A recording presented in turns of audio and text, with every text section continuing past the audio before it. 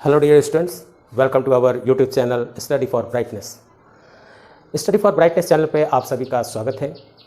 Students, आज हम class 11th physics chapter 2 के अंतर्गत सार्थक अंक को पढ़ाने जा रहे हैं। स्टूडेंट्स, क्या बता सकते हैं 14.5 को में सब्सट्रैक्ट किया जाए 3.22? Now your answer is 8, 2, 1 and 1, but this is wrong. हम जहाँ कैलकुलेशन करते हैं फिजिक्स में, तो उसके लिए कुछ खास नियम्स हैं, कुछ राउंड अप सिस्टम्स हैं। उस खास राउंड अप सिस्टम में ये यहाँ फेल हो जाता है और इसी को हम पढ़ेंगे आज के क्लास में। तो स्टूडेंट्स, अगर आप तक हमारे चैनल को सब्सक्राइब नहीं किया है तो प्लीज़ हमारे चैनल को सब्सक्राइब करें और उसके बगल के बेल आइकन को दबाकर हमारे सारे नोटिफिकेशन एंड अपडेट्स पाते रहें। चलिए स्टूडेंट्स, देर नहीं करते हुए हम अपने लेक्चर पे आते हैं। सार्थक अंक। हमारे जो डिजिट्स होते हैं, जो अंक होते हैं, वो 0, 1, 2, 3, 4, 5, 6, 7, 8, 9। ये जो अंक है, इसमें इसको कहते हैं शून्य, यानी 0, और ये बाकी जो कहलाते हैं अशून्य, क्योंकि यहां अशून्य और शून्य की बात होती रहेगी कि शून्य होगा तो क्या होगा, अशून्य होगा तो क्या होगा, नॉन जीरो, ये चीज कुछ। तो कभी भी अशून्य, यानी हम बात कर रहे हैं 1 से, अशून्य अंक से बनी हुई जितनी भी संख्या होगी, जो भी संख्या होगी, कोई भी एक संख्या ले लीजिए, जैसे 2, 3, 4, 5, 7, 6, कुछ भी आप ले लीजिए, तो इसमें सार्थक अंक की संख्या कितनी हो गई? 1, 2, 3, 4, 5। सार्थक अंक कितने हो गए? 5।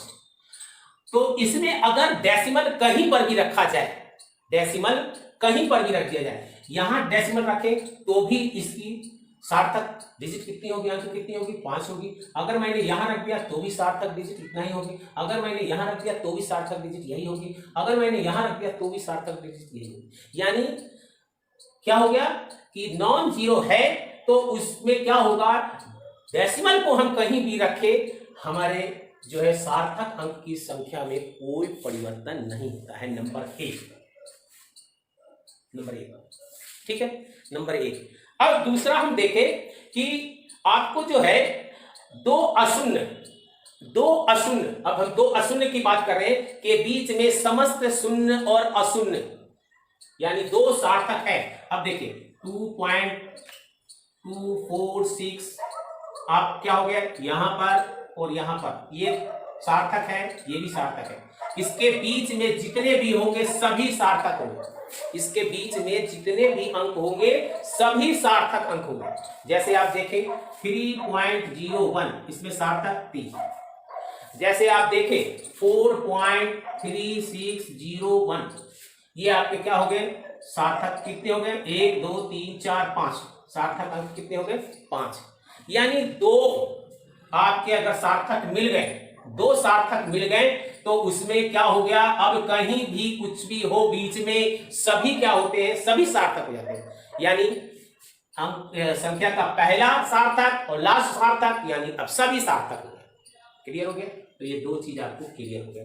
यानी पहला किसी भी अंक का पहला सार्थक है और अंतिम का सार्थक है, तो सभी सार्थक हो जाएंगे। आगे बात सुनिए। अब देखो, अब जो है, अब हम बात करेंगे आपको डेसिमल का, और डेसिमल हो, तीसरा डेसिमल हो और लास्ट में अंत में क्या हो, अंत में 0, अंत 0 से हो रहा है। डेसिमल है और अंत 0 से हो रहा है, तो उसको क्या करेंगे, वो जो अंक होगा वो आपको सार्थक अंक कहलाएगा, वो आपको सार्थक अंक कहलाएगा। जैसे आपको लिए 4.30, तो ये हो गया, इसमें सार्थक अंक कितना हो गया? 3। सिग्निफिकेंट डिजिट कितना हो गया? 3। क्या देखा हमने, डेसिमल है और लास्ट में 0 है, तो वो क्या हो गया, सार्थक हो गया। हम ले रहे हैं 4.00320। ये हमारा डेसिमल के कारण ये सार्थक है और ये सार्थक है, इसके बीच में सभी सार्थक हो गए। सार्थक की संख्या 336 हो गई। ठीक, उसके बाद जैसे ले आपको 4.400, इसमें देखिए डेसिमल है और डेसिमल के अंत में 0 है, तो ये क्या हो गए, सार्थक हो गए। और शुरू का 4 सार्थक है, तो इसके बीच के सभी सार्थक हो गए, यानी कितने हो गए, 4। अब हम नेक्स्ट को देखें 420, इसमें 0 है लेकिन डेसिमल नहीं है, डेसिमल नहीं है, तो ये सार्थक नहीं हो गई। सार्थक की संख्या कितनी हो गई, 2। सार्थक की संख्या 2। आगे बात सुनिए, हम ले आपको 5300, यहां पर हमने देखा 0 है अंत में लेकिन डेसिमल नहीं है, तो ये क्या होगा, ये सार्थक नहीं होगा। इसके बाद ये भी नहीं होगा, इसके बाद ये सार्थक होगा और ये सार्थक होगा, यानी कि 2 सार्थक होगा। तो आपके कंडीशन में क्या मिला, 0 होना चाहिए लास्ट में और डेसिमल होना चाहिए, तब 0 भी सार्थक होंगे। और एक बार लास्ट वाला डिजिट सार्थक हो गया और शुरू वाला सार्थक हो गया, तो बीच में कुछ भी रहे वो सभी सार्थक हो जाएंगे, वो सभी सार्थक हो जाएंगे। अब हम चलते हैं कि शुरू में, यानी क्या है, शुरू में 0 है, शुरू में 0, चौथा शुरू में 0।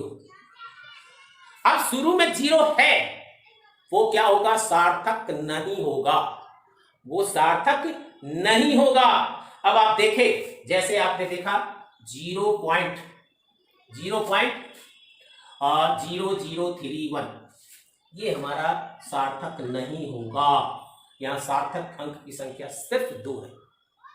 आप देखें 0.0310, अब इसमें देखें पहले है, ये सार्थक तो नहीं होगा, लेकिन इस पे अब डाउट हो गया कि ये सार्थक हो कि नहीं, तो हमने पढ़ा है अगर डेसिमल है और अंत में 0 है तो ये सार्थक हो गया, और ये तो सार्थक है ही। तो यहां सार्थक की संख्या कितनी हो गई, 3 हो गई। यहां सार्थक की संख्या कितनी हो गई, 3 हो गई। तो इस प्रकार से हम देख रहे हैं कि जैसे आपको हो गया 0.01, अब इसमें सार्थक की संख्या कितनी हो गई, तो इसमें सार्थक अंक की संख्या 1 हो गई, सिर्फ 1, ये तो होगा ही। शुरू का 0 सार्थक नहीं होता है। ठीक है, इतनी बातें समझे। अब आप समझिए कि किसी भी अंक को जो लिखा जाता है वो 10 टू दी पावर यानी 10 की घात में लिखा जाता है, और 10 की घात में जैसे हमने लिखा आपको ये क्या 1.432 इंटू 10 टू दी पावर 3, ये लिखा। तो इसमें सार्थक अंकों की जो संख्या होगी वो यही होगी, और ये अंक देखें 4 है तो 4 होगी, यही 4 होगी और 4 होगी। ठीक है, अब हम दूसरे अंक को देखें, जैसे 6.23 इंटू 10 टू दी पावर -2, तो ये क्या होगी, इसमें सार्थक की संख्या कितनी है, सिर्फ 3, सिर्फ कितनी है, 3 है। यानी इस चीज को हमें देखना ही नहीं है, इस चीज को हमें देखना ही नहीं है। जैसे है 2.30, अब यहां पे देखिए इंटू 10 टू दी पावर -3, इसमें सार्थक बताइए। ये 0 पे कंफ्यूजन है, कोई कंफ्यूजन नहीं है। मैंने कहा था दशमलव हो और अंत में 0 हो तो वो भी लिया जाएगा। तो यहाँ पे सार्थक कितने हो गए, 3। हमने कहा ये 2.0300 इंटू 10 टू दी पावर 4, यहाँ पे सार्थक अंक बताइए। यहाँ पे डेसिमल है तो लास्ट में जो 0 होगा वो क्या होगा, वो सार्थक होगा, और शुरू में 2 है वो सार्थक होगा। और मैंने एक नियम पढ़ा था कि लास्ट का सार्थक, शुरू का सार्थक, टोटल सार्थक, यानी ये सभी सार्थक हो जाएंगे। तो 1 और 3 4, 1 5, यहाँ 5 अंक जो है सार्थक है। तो इस प्रकार से आपको मैंने सभी प्रकार के एग्जाम्पल को लेकर बताया। पहला बताया कि कोई भी संख्या हो, क्या हो, नॉन जीरो, 1 2 7 4, तो इसमें दशमलव कहीं पर भी रख दे, तो हमेशा जो है सार्थक अंक की संख्या 4 ही रहेगी, क्योंकि यह 4 डिजिट नॉन जीरो रहने पर, दशमलव कहीं पर भी रख दे, यहां रख दे, यहां रख दे या यहां रख दे, उसके सार्थक अंक कितने होंगे? 4 ही होंगे। दूसरा क्या बताया था? पहला सार्थक और लास्ट का सार्थक, बीच में कुछ भी रहे सभी सार्थक, सभी सार्थक, जैसे 2.34579 ये सार्थक है, ये सार्थक है, सभी सार्थक हो गए। सार्थक की संख्या यहां पे 4 और 2 6 हो जाएगी। क्लियर? तीसरा पॉइंट बताया था, डेसिमल हो और अंत में 0 हो, डेसिमल हो और अंत में 0 हो तो क्या होगा? डेसिमल हो और अंत में 0 हो तो वो सार्थक होगा। और ये सार्थक है और ये सार्थक है, बीच के सभी सार्थक हो गए, देखने की कोई आवश्यकता नहीं थी। यहां पे देखें, दशमलव है, लास्ट में 0 है, ये सार्थक हो गए, ये सार्थक है, अब देखने की कोई जरूरत नहीं, सभी अंक सार्थक होंगे। यहां पे देखें, यहां पे लास्ट में 0 है, बीच में दशमलव है, शुरू में 4 है, ये सार्थक है, ये 0 सार्थक है, इसके बीच में जितने भी है सभी सार्थक हो गए। तो ये चीज चौथा बताया था मैंने आपको, चौथा बताया था कि शुरू में 0 हो, शुरू में 0 हो, दशमलव हो या ना हो, दशमलव हो या ना हो, हमको क्या करना है? अगर शुरू में 0 हो तो वो सार्थक नहीं होगा। तो आप देखें, ये तीनों नहीं हुआ, ये दोनों हुआ और 2, ये दोनों नहीं हुआ, ये तीनों हुए 3, ये दोनों नहीं हुआ, ये 1 हो गया 1। तो इस प्रकार से हम सार्थक अंकों को भी निकालना सीख गए। एक चीज और था कि 10 पे घात चाहे कितनी भी हो, उसका हम कोई सार्थक नहीं निकालते हैं, उसके पहले जो भी अंक है इन तीनों चारों नियम के अनुसार सार्थक निकाल लेते हैं। इन जो 4 पढ़े हैं इसके अनुसार निकाल लेते हैं। तो कभी भी सार्थक निकाले तो क्या होना चाहिए? सभी नियम उस पर लागू होना चाहिए, सभी नियम का लागू होना ही उसको सार्थक अंक सही एग्जैक्ट आपको बता सकता है। आगे बात सुन। नेक्स्ट राउंडिंग के बारे में यानी पूर्णांकन के बारे में कुछ बातचीत कर लें। तो पूर्णांकन के बारे में आप थोड़ी बहुत कुछ जानते भी हैं, जैसे आपको है 2.43 और इसको 2 डिजिट में राउंड अप करना है, यानी 2 ही डिजिट रखना है। तो ये बोला था मैंने, अनिश्चित अनिश्चित को ही हटाते हैं लास्ट से, ठीक है। अब ये जो हटने वाला है वो क्या है? 3 है, वो क्या है? 5 से छोटा है, और 5 से जैसे ही छोटा है तो वो क्या हो जाएगा? आराम से हट जाएगा, हटाने में कोई दिक्कत नहीं है, यानी 2.4 आपका राउंड अप हो चुका है। उसके बाद जैसे देखें कि 2.46 है, 46 है। अब ये क्या है? ये 5 से, ये क्या था? छोटा था, लेकिन ये जो है हटने वाला वो 5 से बड़ा है। वो क्या है? 5 से बड़ा है। तो ये 5 से बड़ा है तो ये जल्दी हटेगा नहीं, ये तो हटेगा लेकिन यहाँ एक जोड़ देगा, यहाँ एक कहेगा जुड़ो, तो ये क्या हो जाएगा? 5, तो क्या हो जाएगा? 2.5 यानी इसमें एक जुड़ जाएगा, 5 से बड़ा है जोड़ दो, ठीक। अब हम यानी 5 से छोटा है कोई दिक्कत नहीं है, हट गया। 5 से बड़ा है यानी कि उसको क्या किया गया कि 5 से बड़े वाले को हम हटा रहे हैं, तो यहां पर एक हमको जोड़ना पड़ेगा। क्लियर? ये हमने जोड़ करके आपको बता दिया, ठीक। अब 5 से बड़ा है, एक जोड़ दो, हट गया। 5 से छोटा है, हटा दो, कोई बात नहीं। अब बात उठती है कि 5 है, बात उठती है कि 5 है, जैसे 2.45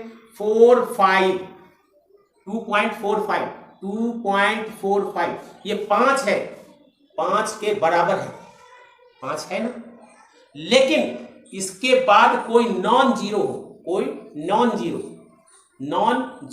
यानी नॉन जीरो का मतलब है 1 2 3 4 5 6 7 9 कोई भी हो, जैसे यहाँ पे 1 है, जैसे यहाँ पे 8 है, नॉन जीरो है।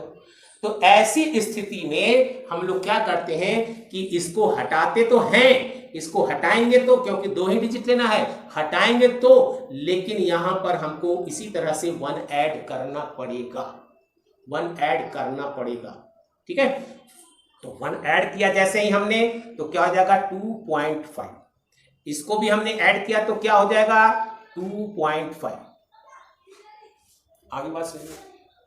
अब चले एक और केस। अब एक और केस क्या है कि वो केस है कि 5 के बाद 0 है या कुछ भी नहीं है। क्या देखा मैंने? इसमें देखा कि ये 5 के बराबर है, और क्या देखे? उसके बाद क्या देखे? नॉन जीरो देखे। नॉन जीरो का मतलब 1 2 3 4 5 6 8 9 तक हमने देखा। वैसी स्थिति के लिए हमने क्या किया, इसको डिस्कार्ड किया, हटाया, और हटाने के बाद उसके पहले वाले में हमने 1 ऐड कर दिया। अब हम बात उठती है साहब 0 रहे तो या 0 ही ना रहे तो।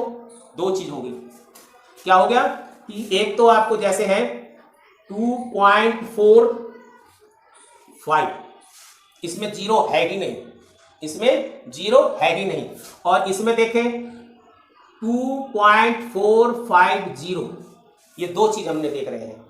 तो दो चीज देख रहे हैं तो जरा इस प्रकार के और भी संख्या लिख लें, फिर उसको और अच्छे ढंग से डिफाइन करेंगे। जैसे है 2.75 या 2.750, या और भी एक एग्जांपल ले ले, जैसे है 2.65 और 2.650। एक और ले ले 2.35 और 2.350।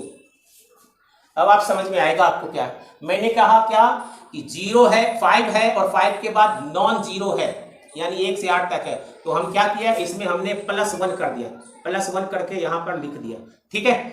लेकिन अब हम यहां की बात कर रहे हैं जब 0 हो ही ना, ये है 5 है लेकिन 5 के बाद 0 है ही नहीं, 5 है लेकिन 5 के बाद 0 है ही नहीं, 5 है लेकिन 5 के बाद 0 है ही नहीं, या 5 है और 0 भी है, 5 है और 0 भी है, 5 है और 0 भी है, 5 है और 0 भी है। अब की स्थिति में क्या होगा? अब की स्थिति में हम देखेंगे कि ये जो हम हटाने जा रहे हैं इसको, तो हटाने से पहले देख ले कि भैया इससे पहले अब कौन बचेगा। तो अब बचेगा 4, अब बचेगा कौन? 4, और 4 क्या है? सम संख्या है, यानी इवन संख्या है, और इवन संख्या है तो भैया कोई बात नहीं, वो तो अपना भाई भाई है इवन, ठीक है ना, वो तो अपना भाई भाई है। सीधे सीधे आपको लिख देना है 2.4, सीधे सीधे लिख देना है 2.4। क्या लिखना है? 2.4 हो गया। चाहे 0 है या 0 नहीं है 5 के बाद, और उसके पहले हमने देख लिया सम संख्या है, तो भैया सम बराबर हमारे बराबर का है, जात का है, भैया जाने दो उसे जाने दो, कोई बात नहीं है, हम ठीक है। यहां पर भी देखिए ये सम है यानी इवन है, तो इवन है तो इसका मतलब ये चला जाएगा, इसका कोई गम नहीं है, जाने दो, अपना ही तो जात वाला है, ठीक है ना। तो 2.6 ये राउंड अप हो चुका है। लेकिन जहां हटने वाला देखिए, इसमें भी 5 के बाद कुछ नहीं और 5 के बाद 0 है, हटने वाला है, तो यहां पर भी देखिए इसको तो हटाना है, लेकिन अब देखा कि क्या हमारे बगल में तो विषम है, अच्छा उसमें एक जोड़ना पड़ेगा, उसमें एक जोड़ना पड़ेगा, ये विषम है ना, विषम यानी ऑड नंबर है, तो अब हमको एक जोड़ के लिखना पड़ेगा, एक जोड़ के लिखना पड़ेगा, यानी 2.8, यानी 2.8। आगे समझ में? यहां पे देखिए, फिर यहां पर ये तो दोनों जा रहा है, लेकिन तब देख रहा है कौन है? ऑड है, विषम है, तो यहां पर वो कहेगा कि भैया एक जोड़ दो, जरा सा एक जोड़ दो, तो क्या हो जाएगा? 2.4। आगे बात समझिए। तो यहां पे हमने क्या देखा कि अगर 5 के बाद 5 से छोटा हो हटने वाला, हमने क्या किया? आसानी से जाओ, कोई दिक्कत नहीं है, 2.4 लिखा गया। लेकिन उसके बाद देखा 5 से बड़ा है, अच्छा 5 से बड़े हो, ठीक है, जा रहे हो, जाओ, +1 कर दो, +1 कर दो, यानी यहां +1 कर दो, ठीक। उसके बाद बताया अच्छा 2 हो, ये 5 से छोटा, ये 5 से बड़ा, अब 5 है, और 5 के बाद जो है नॉन 0 है, यानी 1 2 3 4 से 9 तक, तो ठीक है भैया तुम जा रहे हो, जाओ, कोई बात नहीं है, लेकिन एक जोड़ दो, तो एक जोड़ दिया तो 2.5। अब बचा एक केस, कौन सा बचा कि 0 हो ही नहीं इसके बाद, और या तो 0 हो गया पूरी बात, तो 0 है ही नहीं, 0 हो, ऐसे केस में जाने वाला तो जाएगा ही, उससे तो कोई रोक नहीं सकता है, लेकिन उसके पहले वो देखेगा कौन है? अपना सहोदर भाई सम, यानी सम संख्या है, चलो भैया जाने दो, कोई बात नहीं है, सीधा वही उठा के रख दो, वही उठा के रख दिया। लेकिन जहां देखा अच्छा हाँ हम जा रहे हैं, अच्छा अब बगल में विषम है, ओह विषम है, एक जोड़ो, एक जोड़ दिया, यहाँ पे भी देखिए विषम है, एक जोड़ दिया। तो इस प्रकार से राउंडिंग किए जाते हैं, तो इसे नोट कर लो। लेक्चर के नोट्स हैं, तो मैं नोट्स अपने लेक्चर के साथ ही देता हूँ।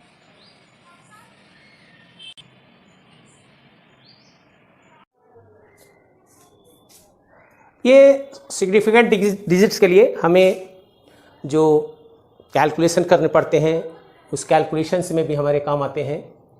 तो जैसे किसी चीज़ को गुना करना है, भाग देना हो, मल्टीप्लाई करना हो, डिवाइड करना हो, ऐड करना हो, जोड़ना हो, घटाना हो, तो उस क्रिया में भी इसका यूज़ है और वहीं पे हमें सबसे ज़्यादा यूज़ होती है। जैसे हम मल्टीप्लाई यानी गुना और भाग की बात कर रहे हैं, तो गुना और भाग की बात कर रहे हैं, जैसे हमें जो है दो संख्या दिए हुए हैं 4.6 इंटू आपको दिए हुए हैं 0.2।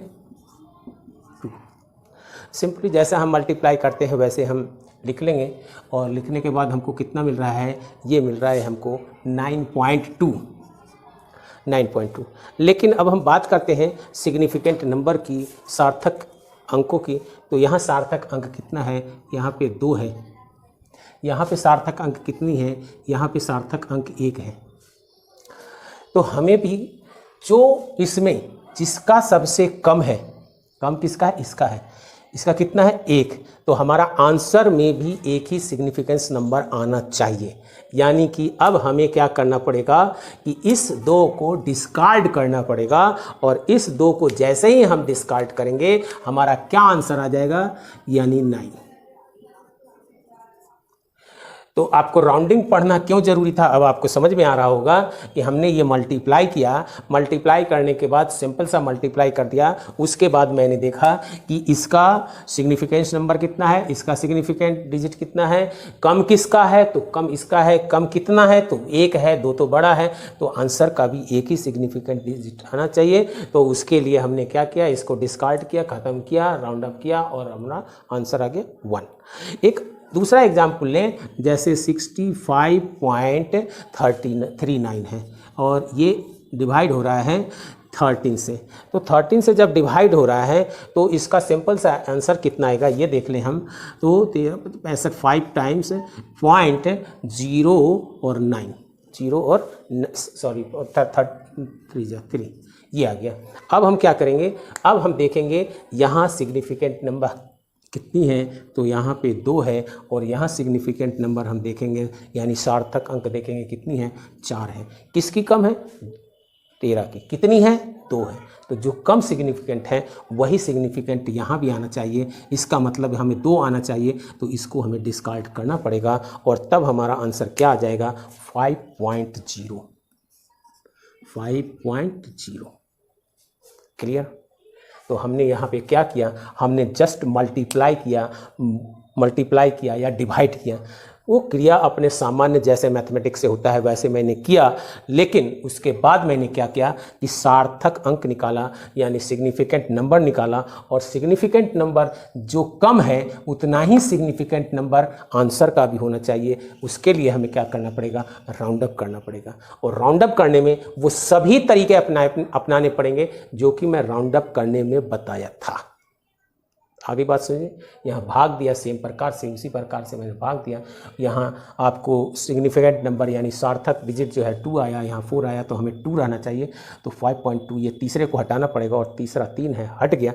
तो हमने जो भी ये राउंड अप करने में जो प्रक्रिया किया, जो नियम लगाया, वो हमने कहाँ पढ़े थे, राउंडिंग में पढ़े थे, पूर्णांकन में पढ़े थे।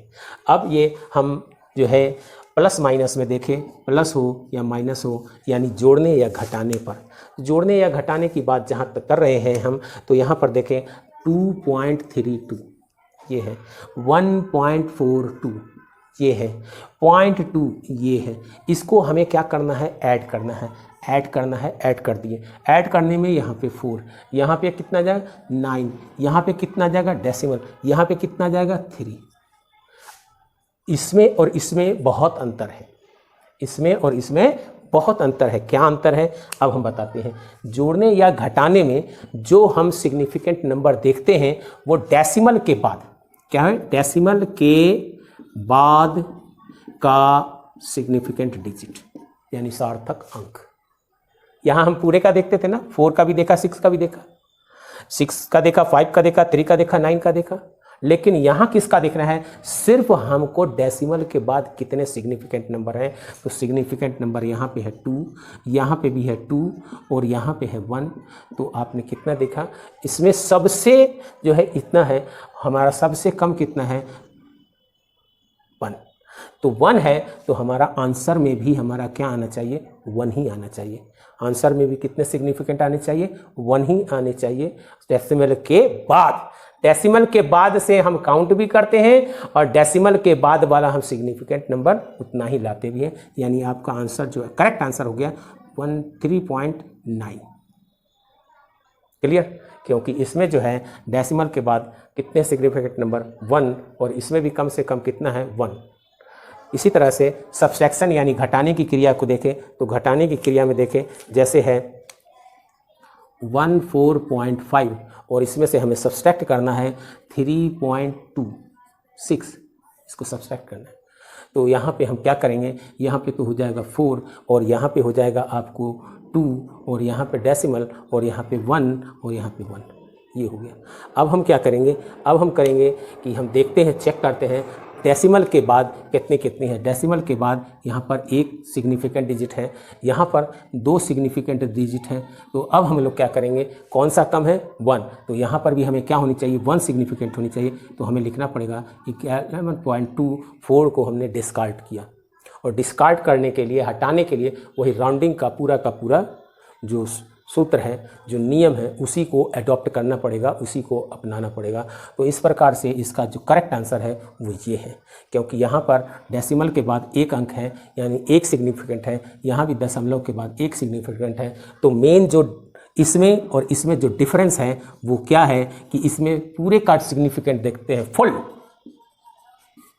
और इसमें केवल देखते हैं आफ्टर डेसिमल, डेसिमल के बाद का देखते हैं। याद रखने का एक तरीका है, किसी भी चीज़ को गुना करेंगे वो बहुत बड़ा आएगा, किसी चीज़ को जोड़ेंगे वो उतना बड़ा नहीं आएगा। जैसे 10 और 5 को हमने मल्टीप्लाई किया तो 50 बहुत बड़ा आया, और 10 और 5 को ऐड किया तो 50 छोटा आ गया। बड़ा आ गया यानी पूरे को देखो, छोटा आ गया यानी डेसिमल के बाद देखो। तो इस तरह से मैं समझता हूँ कि आपको सभी चीज़ समझ में आ चुका होगा, और मैंने जो शुरू में क्वेश्चन किया था वो भी आपको आ चुका होगा। अगर आपको नहीं आया है तो एक बार हमारे वीडियोज़ को फिर से देखें। तो इस प्रकार से मैं आपसे यही कहूँगा कि अगर आपको ये लेक्चर अच्छा लगा हो तो मेरे चैनल को लाइक कीजिए, सब्सक्राइब कीजिए, और उसके बगल के बेल आइकन को दबाकर हमारे सारे नोटिफिकेशंस और अपडेट्स पाते रहें, और हमारे बच्चों में शेयर करें ताकि अधिक से अधिक लोगों को ये फ़ायदा हो सके। तो इसलिए आपको thank you for watching this video. Once again thank you.